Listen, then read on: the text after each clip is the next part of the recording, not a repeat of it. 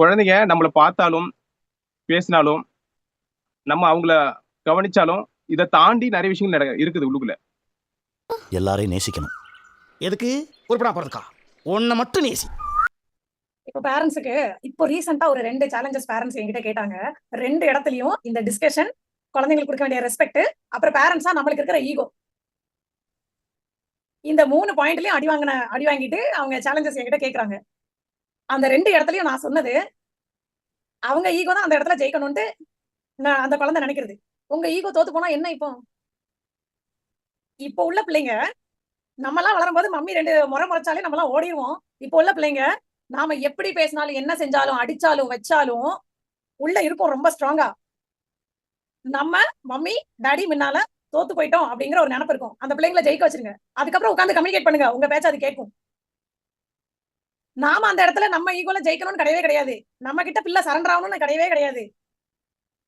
அதை ஜெயிக்க வச்சிருங்க. அது தன்னாக்குல நம்ம கால் வந்துரும். நாம இதுக்கு முன்னால சொன்னல, நாம எப்படி பிஹேவ் பண்றோமோ அந்த பெரிய ஆட்களே அப்படிதான் பிஹேவ் பண்ணுவாங்க. குழந்தைங்க நம்மள பார்த்தே தான் வளரும். நம்ம என்னெல்லாம் பண்றோமோ அதுங்க அப்படியே பண்ணும். இதுல இந்த 3 பாயிண்ட நம்ம மிஸ் பண்ணிட்டோம்னு வைங்களேன். ரெஸ்பெக்ட் கொடுக்கிறது குழந்தைங்களுக்கு. அது எப்படி குழந்தைங்களுக்கு ரெஸ்பெக்ட் கொடுக்கிறது அப்படின்னா, குழந்தைங்க இதால பெரிய அவங்களுக்கும் ஒரு ரெஸ்பெக்ட் நம்ம எப்படி கொடுக்கலாம்னு பிளான் பண்ணி ஆரம்பிக்கலாம் நம்ம. அடுத்தது வந்து ஈகோ உடைக்கிறது. உங்களுக்கு பேரண்ட்ஸா உங்களுக்குள்ள இருக்கிற ஈகோ உடைச்சிருங்க. அந்த பிள்ளைங்கள்ட்ட இருந்து சில விஷயம் கத்துக்கிடும் போது மண்டையில அடிக்கும். எனக்குலாம் ஒரு அடிச்சிருக்க எக்ஸாம்பிள் ஷேர் பண்றேன்.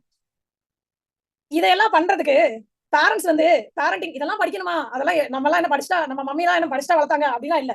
அதுக்கப்புறம் ஒரு பேரண்ட்ஸா இருந்துகிட்டு முடியாதுன்னு எதுவுமே சொல்லாதீங்க. என்ன முடியாது? பிள்ளைங்க ஏதாவது கேட்டா வாங்கி தரது முடியாதுன்னு சொல்லணும். அப்படி சொல்றேன்னா, யாராவது உங்ககிட்ட வந்து சொல்றாங்கன்னு வைங்களேன், அப்படிலாம் இல்ல, பிள்ளைங்களை இப்படிதான் வளர்க்கணும், அதெல்லாம் செய்ய முடியாது அப்படின்னு நீங்க ஒத்துக்கிடாதீங்க. அப்படி சொன்னோம்னா என்ன அர்த்தம் தெரியுமா? நாம பிள்ளைங்களை நம்மளே விட்டு கொடுத்துட்டோம்னு அர்த்தம். அந்த வளர்ப்புல இப்படிலாம் வளர்க்க முடியாது, அப்படிலாம் வளர்க்க முடியாது. நாம அந்த குழந்தைங்களை வளர்க்கறதுக்கு என்னெல்லாம் பண்ணணும் அப்படிங்கறத பண்ண ஆரம்பிக்கணும். முடியாதுன்னு சொல்லி ஃபுல் ஸ்டாப் வச்சிட்டோம்னு வைங்களேன், அதுக்கப்புறம் நம்ம மண்டைக்குள்ள எதுவுமே போகாது. அதுக்கப்புறம் பிள்ளைங்களை எப்படி வளர்க்கறது? ஒவ்வொரு பேரண்ட்ஸோட வளர்ப்புலையும் டிஃபரன்ஸ் பார்க்க முடியும். அந்த பிள்ளைங்க பிஹேவ் பண்றது, அந்த பேரண்ட்ஸ் வளர்ப்பை பார்க்க முடியும். பொறுப்பு பேரண்ட்ஸ் கிட்ட தான்.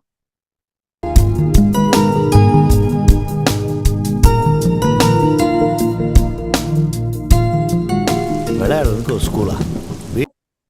தான் குழந்தைங்களை வளர்க்கறது வெறும் குழந்தைங்களை வளர்த்து விட்டுருவோம் அப்படின்னு நினைக்கிறீங்க. அப்படி இருந்துச்சுன்னா, ஒரு குழந்தைய நீங்க வளர்க்கல, யாரெல்லாம் அம்மாக்களோ அப்பாக்களோ ஒரு சொசைட்டியை வளர்க்குறீங்க. அந்த பிள்ளைங்களை நீங்க எப்படி வளர்த்து விடுறீங்களோ, அந்த பிள்ளைங்க நாளைக்கு சொசைட்டி உள்ள போய் அப்படிதான் பிஹேவ் பண்ணும். சக்கரவர்த்தி Singaperumal, A for apple, B for ball,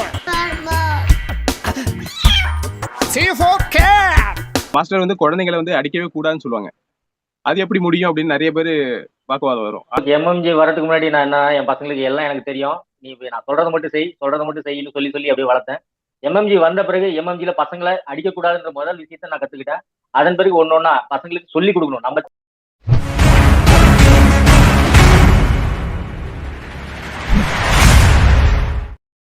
குழந்தைங்க நம்மள்ட்ட சொல்ல மாட்டாங்க, அவங்க ஃப்ரெண்ட்ஸ் கிட்ட சொல்ல மாட்டாங்க, ரிலேட்டிவ் யாருமே சொல்ல மாட்டாங்க. ஆனா அவங்களுக்குள்ள பர்சனலா வச்சிருப்பாங்க. இது எல்லாமே சோசியல் மீடியாவில் பாக்குற தவறுகளும் தப்பான விஷயங்களும் தான்.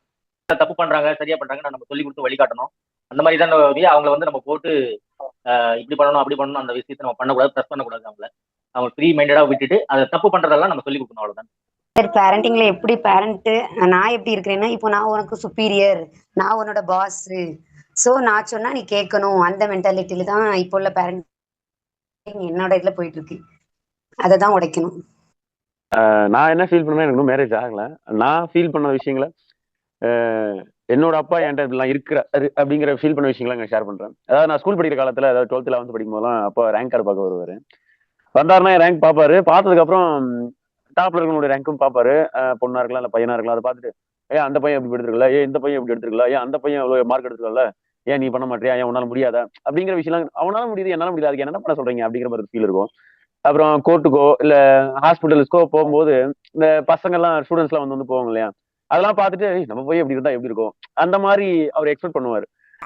எம்பிபிஎஸ் நம்ம நாட்டில் படிக்க வைக்கிறேன், ஹையர் ஸ்டடீஸ்க்கு அப்ரோட் அனுப்புறேன், அங்க எம்எஸ் உப்சாலா யூனிவர்சிட்டியில கம்ப்ளீட் பண்ணிட்டு வெளிநாட்டு மக்களுக்கு சேவை செய்யறான்.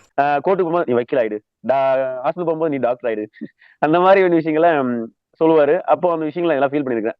அப்போ நான் கத்துக்கிட்ட விஷயங்கள் நெட்வொர்க் மார்க்கெட்டிங்ல ஆகட்டும், ஏன்னா நெட்வொர்க் மார்க்கெட்டிங்ல நான் நிறைய பேரண்ட்ஸை பாக்குறேன். சில பேர்லாம் அவங்களுடைய பசங்களை தொல்லைகளா பாக்குறாங்க. ஐயோ எப்பயாவது ஒரு நாள் லீவ் கிடைச்சிடாதா, ஏன்னா வீட்டுக்கு போயிடலாமா அப்படிங்கிற மாதிரி விஷயங்கள்லாம் நிறைய ஷேர் பண்ணிருக்காங்க. சார் நீங்க வேணா கூட்டு போயிடலாம் சார் அப்படின்ற மாதிரிலாம் என்கிட்ட ஷேர் பண்ணிருக்காங்க. அப்போ அந்த குழந்தைங்களை அவங்க அந்த அளவுக்கு வச்சிருக்காங்க. இந்த காரணம் என்னன்னா ஸ்டார்டிங்ல இருந்து அவங்க அந்த விஷயங்களை ஒரு விஷயம் சொல்லுவாங்க இல்லையா, 5 விளையாது 50 விளையாது, அந்த மாதிரி தான் சார். ஸ்டார்டிங்லேயே நம்ம அந்த விஷயங்களை அந்த பசங்களை சொல்லி சொல்லி புரிய வச்சு வளர்க்கல அப்படின்னா அவங்க வளர்ந்ததுக்கு அப்புறம் அவங்க பண்ணும்போது ஃபீல் பண்ணி என்ன பிரயோஜனமும் கிடையாது இல்லைங்களா. ஸோ அந்த விஷயத்தை நான் புரிஞ்சுக்கிறேன். ஸோ கண்டிப்பா எனக்கு ஃபியூச்சர்ல பசங்க வந்தாங்க அப்படின்னா என்னுடைய பர்சனல் நான் கரெக்டா சொசைட்டிக்கு ஏற்ற மாதிரி ஒரு சொசைட்டியாவே கண்டிப்பா என் பையன் மூலியமா சொசைட்டிக்கு ஒரு மாற்றம் கிடைக்கிற மாதிரியான விஷயங்கள் நான் பண்ணுவேன் சார். நான் ஃபீல் பண்ணி நான் அனுபவிச்ச விஷயங்களை எனக்கு நடந்த விஷயங்களை என் பையனுக்கு நடக்காம பார்த்து எக்ஸ்பெக்டேஷன் பண்ணக்கூடாதுன்னு நினைக்கிறேன் கோச். எக்ஸ்பெக்டேஷன் இருந்துச்சுனாலே அது எந்த ரிலேஷன்ஷிப் வந்தாலும் உடஞ்சிரும். பேரண்டிங்கா இருந்தாலும் சரி. அதாவது பேரண்ட்ஸால பண்ண முடியாத விஷயங்களை அவங்க பண்ணணும்னு நினைக்கிற விஷயங்களை பசங்க மேல திணிக்கிறாங்க. இதுதான் நான் ஃபீல் பண்றது. அதான் உண்மையும் கூட. ஸோ அப்போ நான் என்னுடைய ஃபியூச்சர் பசங்க கிட்ட எதையும் எதிர்பார்க்க கூடாது. அவங்களுக்கு என்ன வருதோ அதை அவங்க மோட்டிவேட் பண்ணி பண்ண வைக்கணும் அப்படிங்கறத நான் எடுத்துக்கிறேன். சின்ன சின்ன சேலஞ்சஸ் எல்லாம் வருது. நம்மளே சில விஷயங்கள் பண்ணாத இருந்தோம். இப்பெல்லாம் அவங்ககிட்ட சொல்லி கொடுத்து இந்த இடத்துல இது மாதிரி வரும், இது நீங்க பண்ணுங்க. எம்எம்ஜி வந்த பிற்பாடு நிறைய சேலஞ்சஸ் நிறைய இது வரும். அதெல்லாம் இப்படி பண்ணுங்க. ஃபர்ஸ்ட் நானே பண்ண மாட்டேன். அப்புறம் அவங்களுக்கு இப்போ 1 by 1 நான் சொல்லி கொடுத்துட்டு இருக்கேன். இப்படி எல்லாம் பண்ணுமாப்பா அப்படின்னு சொல்லிட்டு சொல்லுவாங்க. மாஸ்டர் இப்படி சொல்லியிருக்காரு அப்படின்னு சொல்லிட்டு என்னை திரும்பி கேட்பாங்க. ஆமாப்பா அப்படின்னு சொல்லி நிறைய சேஞ்சஸ் இருக்கு. குழந்தைங்க வந்து அவங்க வாழ்க்கையை வாழணுன்றதுக்காக தான் வந்திருக்காங்க, நமக்காக வரல. அவங்க வெளியில போயிட்டு அவங்க நிறைய விஷயங்கள் அவங்களே கத்துக்குவாங்க. அவங்களுக்கு சுதந்திரமா அந்த தன்னம்பிக்கை கொடுக்கணும் அப்படின்றது. பாப்பாங்க வந்து அந்த ஹாஃப் இயர்லி ரேங்கார்டு எடுத்து வந்தாங்க. 50க்கு 40 தான் எடுத்து வந்தாங்க. இது மாதிரி 50 40 50 30 அந்த மாதிரி தான் எடுத்துட்டாங்க. வந்து நீங்க ஏத்துக்கணும்னு சொல்றீங்க, அதை ஏத்துக்க முடியல. ஏன் இவங்க சரியா படிக்கலையா, இல்ல அவங்களுக்கு சரியா கோச்சிங் கொடுக்கலையா, இல்ல நம்ம சரியா சொல்லி கொடுக்கலையா, நீங்க எக்ஸ்பெக்ட் பண்ண சொல்றீங்க, அதை ஏத்துக்க முடியல. அது கொஞ்சம் டிஃபரெண்டா இருக்கு. ஓகே, உங்களுக்கு எப்படி தோணுது? எதை வந்து உங்களால ஏத்துக்க முடியல? இல்ல நல்லா படிக்கிறவங்க தான் ஏன் இப்படி கம்மியா ஸ்கோர் பண்றாங்க அப்படிங்கிற மாதிரி ஒரு டவுட்டா இருக்குது. இதனால அது எனக்கே டவுட்டா இருக்கு. என்ன பண்றது? இப்ப நம்ம ஃபர்ஸ்ட் பாயிண்ட் பார்த்த மாதிரி தான் நீங்க வந்து எதிர்பார்த்துட்டீங்க. குழந்தை வந்து 40 மார்க்கு இதுக்கு முன்னாடி 30 எடுத்திருக்காங்க, அதுக்கு பிறகு 40 எடுத்திருக்காங்க, அதுக்கு பிறகு 50 எடுப்பாங்க அப்படின்னு நம்ம எதிர்பார்த்துட்டோம். ஏன்னா நம்ம முடிவு பண்ணிட்டோம். குழந்தை முடிவு பண்ணதை வந்து நம்ம ஏத்துக்க முடியல. இந்த கேள்வி வந்து நம்மள கேட்டிருக்கோமா என்னைக்காவது? நம்ம வந்து இந்த வருஷம் வந்து இவ்வளவு இன்கம் பண்ணியிருக்கோம், இவ்வளவு திறமைகள் நம்ம படிச்சிருக்கோம், இவ்வளவு பொட்டன்ஷியல் நம்மள்ட்ட இருக்கு, ஆனா இன்னும் பண்ணலாம், ஏன் நம்ம பண்ண மாட்டோம்? ஏன்னா நம்மள வந்து யாரும் கேள்வி கேட்கறது இல்ல. நம்மள வந்து யாரும் வாட்ச் பண்ணி நீ ஏன் இவ்வளவு பண்றது இல்ல அப்படின்னு நம்மள பிடிச்சு வச்சு கேட்கறது இல்ல. ஏன்னா குழந்தைங்க வந்து சின்ன பசங்க குழந்தைங்க. ஏன்னா அவங்கள வந்து யார் வேணாலும் மிரட்டலாம், யார் வேணாலும் திட்டலாம். பேரண்ட்ஸை தவிர டீச்சர்ஸும் சரி, பெரியவங்க வீட்டுல இருக்க பெரியவங்களும் சரி, குழந்தையோட இப்போ ஒரு 5 வயசு குழந்தை இருக்குன்னா அந்த குழந்தையோட 1 வயசு மூத்த குழந்தை கூட அதை மிரட்டும், திட்டம். பண்ற நீ இது இப்படி பண்ணி நான் அப்பாட்ட சொல்லிவிட்டுறேன், அம்மாட்ட சொல்லிவிட்டுறேன்னு டாமினேட் பண்றது. எல்லாருமே இப்படிதான் பண்றோம். இந்த சொசைட்டியே தனக்கு கீழே உள்ளவங்கள டாமினேட் பண்ணிட்டு தான் இருக்காங்க. அதே மனநிலை தான் பேரண்ட்ஸும் இருக்குது. ஆனா அவங்க வந்து ஒத்துக்க மாட்டாங்க. ஆமா நான் என் குழந்தைகிட்ட இப்படிதான் நடந்துக்கிறேன் அப்படின்னு ஒத்துக்க மாட்டாங்க. அந்த மெச்சூரிட்டி வந்து வரல. அதுதான் வந்து நம்ம எம்எம்ஜில இங்க படிக்கிறது. பேரண்டிங் கோர்ஸ்ல வந்து அந்த மாதிரி விஷயங்கள் ஃபர்ஸ்ட் குழந்தைய போய் வளர்க்க வேணாம், பேரண்ட்ஸ் வந்து வளர்ந்தா போதும். குழந்தைகிட்ட எப்படி நடந்துக்கணும் அப்படின்னு பேரண்ட்ஸ் படிச்சுக்கிட்டா போதும். குழந்தைகிட்ட உட்காந்து பேசிருக்கீங்களா? அவங்க ஒரு பெரிய மனுஷனா நினைச்சிட்டு, அவங்க ஒரு பெரிய ஆளுன்னு நினைச்சிட்டு அப்படி உட்காந்து பேசிருக்கீங்களா? இல்லைங்க மேம், அதெல்லாம் பேசுறது இல்ல. பேசணும்ல. அவங்கள பத்தி நீங்க எக்ஸ்பெக்ட் பண்றீங்க, அப்ப அவங்க கிட்ட பேசணும்ல. பேசலாம். அவங்க இப்ப ரொம்ப சின்ன குழந்தைங்களா இருக்கிறாங்க அப்படின்னா நம்ம பேசுறது புரியாது. ஆனா படிக்கிற வயசுக்குலாம் போயிட்டாங்க, ஸ்கூலுக்குலாம் போயிட்டாங்கன்னா நம்ம பேசுறது அந்த குழந்தைங்களுக்கு தெளிவா புரியும். கரெக்டா புரியும். அவங்கள ரெஸ்பெக்ட் பண்ணி, ஏன்டா தங்கம் நீ வந்து நம்மளுக்கு மார்க்ஸ் கம்மியா வந்திருக்கு, கூட வந்திருக்குன்னுலாம் நம்ம சொல்லக்கூடாது. அந்த ஸ்டேட்மெண்டே நம்ம வார்த்தையில இருக்கக்கூடாது. கூட கம்மிங்கிறது அவங்க முடிவு பண்ணிக்கிட்டோம். அவங்கள்ட்ட கேட்கணும், எப்படிடா தங்கம் இந்த மார்க்ஸ் எப்படி வந்துச்சு அப்படின்னு மட்டும் தான் கேட்கணும். கூட குறைய அந்த வேர்டு இல்லாம அவங்கள்ட்ட கேட்கணும். எப்படி வந்துச்சு, அதாவது இப்படி வேணா கேளுங்க. நீ நல்லா எடுத்திருக்க 50 மார்க்கே நல்லா எடுத்திருக்க அப்படி வேணா கேளு. எப்படிடா பண்ண, எப்படி 50 மார்க்ஸ் உனக்கு வந்துச்சு, என்ன கொஸ்டின்லாம் ஆன்சர் பண்ண, எப்படி படிச்ச அப்படின்னு கேளுங்க.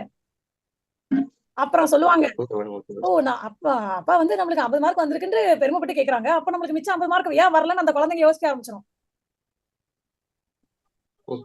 அந்த குழந்தைங்க யோசிக்க ஆரம்பிச்சிட்டுனா நீங்க அவங்களுக்கு ரெஸ்பெக்ட் கொடுத்து அவங்கள பண்ண வச்சிட்டீங்கன்னு அர்த்தம். நீங்க 50 மார்க் வாங்கினதுக்கே நம்ம டாடி சந்தோஷம் தான் படுறாங்க.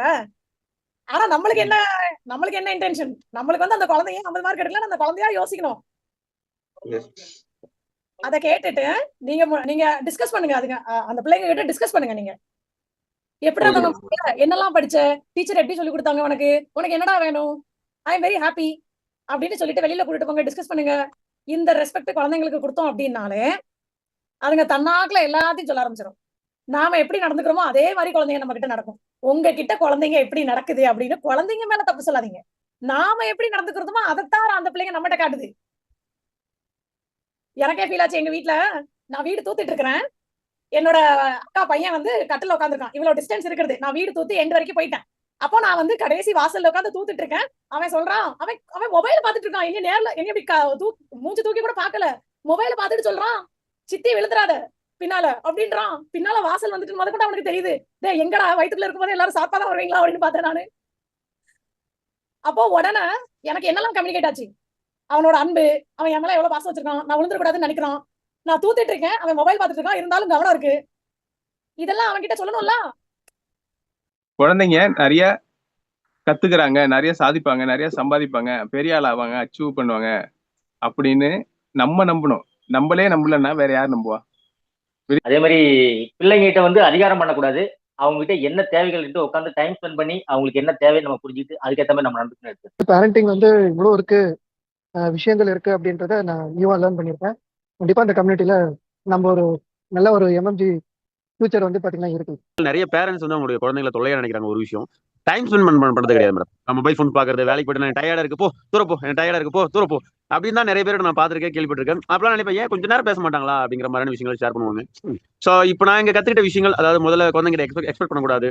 அவங்களுடைய கனவுகளுக்கு, லட்சியங்களுக்கு முதல்ல நாம மதிப்பு கொடுக்கணும். அவங்க என்ன நினைக்கிறாங்க, அவங்க என்ன மாற விரும்புறாங்க அப்படிங்கறத முதல்ல அவங்க கிட்ட நம்ம பேசி தெரிஞ்சுக்கணும். ஏன்னா இப்ப வெளியில விளையாட போகலாம், இல்ல டிவி பார்க்கலாம். ஸோ அதுல இருந்து தான் அவங்களுடைய இந்த மாதிரி ஆகணும் அப்படிங்கிற விஷயங்கள் அவங்களுக்கு தோணலாம். அது நம்ம கேட்டாதான் கிடைக்கும், தெரியும். ஸோ அப்போ அந்த விஷயங்களை தெரிஞ்சுக்கிட்டு அதுக்கேற்ற மாதிரி நாம அவங்கள ஜெயிக்க வச்சிடும் அப்படின்னு நம்ம ஆட்டோமேட்டிக்கா பேரண்டிங்ல நம்ம என்ன பண்றோமோ அது அப்படியே வந்து நமக்கே வந்து பிரதிபலிக்குது அப்படிங்கிறது நான் பார்த்த ஒரு அனுபவம்.